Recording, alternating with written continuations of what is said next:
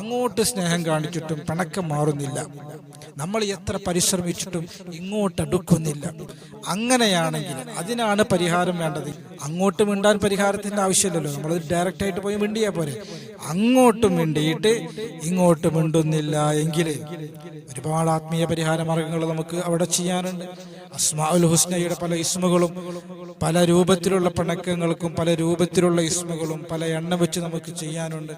ഭാര്യ ഭർത്താക്കന്മാരാണെങ്കിൽ ചൊല്ലേണ്ടുന്ന ഇസ്മ വേറെയാണ്, മാതാപിതാക്കളും മക്കളും തമ്മിലാണെങ്കിൽ ചെയ്യേണ്ടത് വേറെയാണ്, സുഹൃത്തുക്കൾ തമ്മിൽ പിണക്കങ്ങൾ ഉണ്ടാകുമ്പോൾ ചെയ്യാനുള്ളത് വേറെയാണ്. ഇങ്ങനെ ഒരുപാട് ഇസ്മുകൾ വിശുദ്ധമായ അസ്മാഉൽ ഹുസ്നയിൽ പൂർവികരായ നമ്മുടെ മുൻഗാമികൾ എഴുതി വെച്ചതായി കാണാൻ കഴിയും.